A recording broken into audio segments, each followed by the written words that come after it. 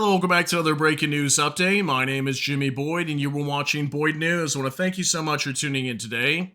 I've got an update for you guys coming out from Ukraine regarding North Korean troops currently fighting in the Kursk region of Russia. Now, over the last week, we've been hearing that North Korean troops have been deployed to the front lines to fight against the Ukrainians in the Kursk region.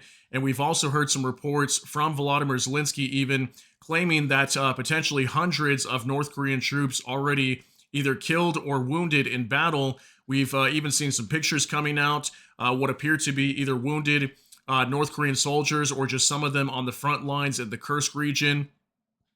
And we've seen reports even like this. This is from the Kiev Independent. Ukraine war latest, couple hundred North Korean troops lost fighting for Russia against Ukraine, AP reports. Okay, this was coming out today, December 18th, 2024. So there's been lots of reports like that North Korean troops by potentially the hundreds are being killed in the Kursk region by the Ukrainians.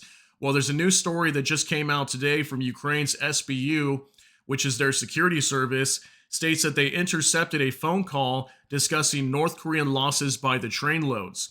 So apparently in this story, what we're hearing is there was a nurse from Moscow, and she made a phone call to her husband, who is currently fighting on the front lines in the Kursk region for the Russian army against Ukraine. While she was talking to him, she discussed that there was trainloads of North Korean soldiers that were coming from the Kursk region over to the Moscow hospital that she works at. And apparently yesterday there was something like 100 or 120 that were dropped off by a train. And then the following day, which is today, there was even another 100 that were showing up. So it looks like hundreds by the day, maybe even more by now, are starting to show up at hospitals in the Moscow region. Okay, so she was also complaining about the fact that they did not speak Russian, so she could not even communicate with many of these soldiers who were wounded. You know, if they're in pain or something, what are they supposed to say? And apparently she can also not speak to them in English. Maybe some of them speak English, but she was not able to say anything in English as well, I guess instructed by the authorities there, or whoever was higher up above her at the hospital. Okay, so very interesting information. I'm going to show you guys that intercepted phone call here in just a moment. But we're going to hop on over here real quick to the Kiev Independent. Let me show you the official reports regarding this story. It says here, intercepted Russian phone call suggests North Korean troops suffering trainloads of wounded. Okay, this just coming out today, also December 18th, 2024. You can see right here. So in the Kursk region is what we're talking about here.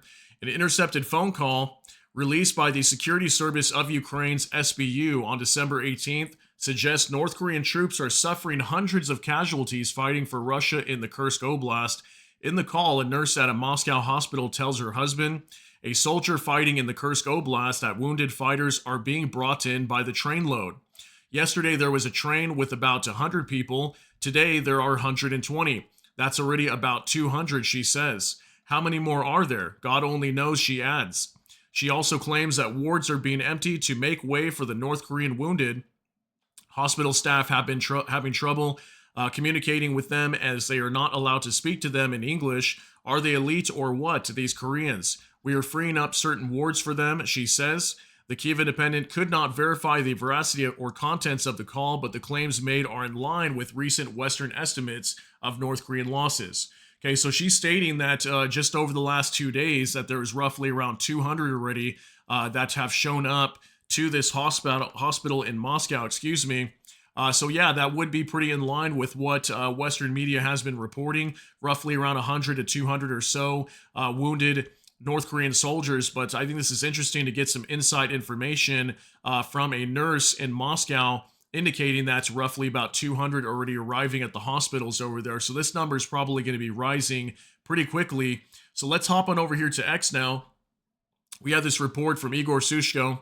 Russia phone call intercept of a nurse saying the hospital took in over 100 wounded North Korean soldiers daily over the last 2 days who arrived by train. Okay, so I'm going to show you guys this phone call. It's about 2.5 minutes long, and it will have subtitles at the bottom of the screen. So pay attention to what she's talking about while she's speaking to her husband regarding these North Korean troops showing up at the Moscow hospital. Take a look. Это положили, слышь, что, положили корейцев к нам в госпиталь. Ты не говорила. Ну, я тебе говорила, что должны положить, положили. Положили. Сегодня за Курским я бортом еду. 120 человек в поезде. Лариса мне говорит, как ты поймешь, что им надо бейсбол делать? Я говорю, никак, блядь, орать будут, значит и болит, блядь. Как я... Ну да. Что, элитные, что ли, они, эти корейцы? Освобождаем для них какие-то определенные палаты, блядь, и что? Они что, у нас такие прям привилегированные, что ли? Ну, импортные. Импортные, блин. Да мне похер, какие они импортные, не импортные. Мне ребята ржут, говорят, Настя, как ты? Они будут тебе говорить, сделай бейсбол, а ты что? Я говорю, а я им скажу, иди нахер. Я не понимаю, что ты мне говоришь. Вообще, по-русски ноль. Мы через переводчик с ними. И они мне что-то говорят, он переводит, этот переводчик не так, как пипец. Все на одну рожу. Как мы с ними будем различать их, я не знаю. Я говорю, маркером на лбу им надо писать, блядь. Их всех одели в те цвета, какого цвета нам выделено в госпиталь. Теперь по цветам их различаем.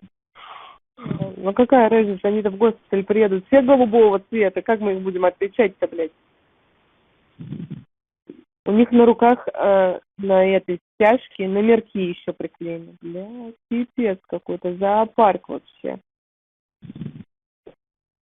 Я говорю, скоро даже не с кем поразговаривать будет. Они будут в Тарабарском там что-то бубнить.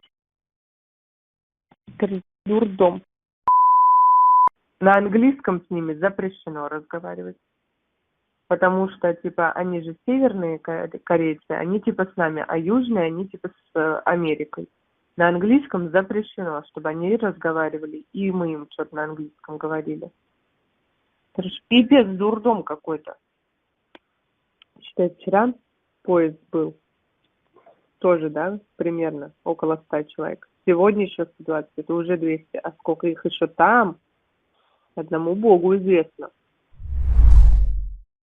All right, so according to this phone call, looks like around 220 North Korean soldiers have already arrived at this Moscow hospital, wherever she's working at. We can see she's complaining about a lot of the difficulties working with these soldiers. And if you notice, she also said in there that, many of the Russians are being replaced by these North Koreans, that it's mostly North Koreans showing up, at least at her hospital. Maybe it was just a primarily designated hospital for the North Korean soldiers to head to. And she was complaining how, eventually there's going to be no Russians to talk to anymore. It's just going to be these North Korean soldiers there that are in pain, some of them probably even dying. And you can see too that she mentioned that there was a translator that was there as well, and there appears to be some sort of issues with translating, relaying information from the Russian nurses over to the translator, then eventually to the wounded North Korean soldier. So definitely some major issues here that they're having at that hospital. I wanted to show you guys that so we can kind of get some concrete evidence that North Korean soldiers are now arriving at some of the hospitals in Russia as they're being injured in battle. Okay, so it looks like they are taking pretty heavy losses already, in the hundreds for sure. So one last thing I wanted to show you guys real quick before we get you out of here from Bliskovka. Russian losses are 5 times greater than Ukrainian losses, said Trump's special representative for Ukraine, Keith Kellogg. He emphasized that the Russian Federation is waging a war of attrition, throwing large forces into battle, as was the case during World War II. Okay, so Keith Kellogg is the newly selected, I should say, special representative by Trump for Ukraine. He's going to be working with Ukraine a lot once Trump gets into office. This was something that he stated here today. So let me know what you think down below. Do you think Russian losses are 5 times greater than the Ukrainians? We're definitely seeing lots of reports of, Ukraine's losing a million people throughout this war, and Russia's losing 700,000 plus, almost 800,000. We're seeing all these numbers being thrown around and everything. And obviously this war could be coming to an end very soon too. So I think both sides are going to try to paint a picture of who's winning here so they can kind of get the best deal out of the negotiations if the negotiations take place soon. But I just wanted to show you guys that in terms of losses, that's what Keith Kellogg was reporting today. So yeah, primarily just wanted to get you guys this update regarding this phone call today with this nurse claiming that Trainloads of North Korean soldiers are now starting to show up at a hospital that she works at in Moscow. So let me know what you think down below. That's going to be it for today's update. If you got something out of this, please smash that like button. Also, if you enjoy my content, please consider subscribing down below. Hit the notification bell. That way YouTube can notify you. And with that, hope you all have a great day. Everybody take care and God bless. And we'll see you in the next one.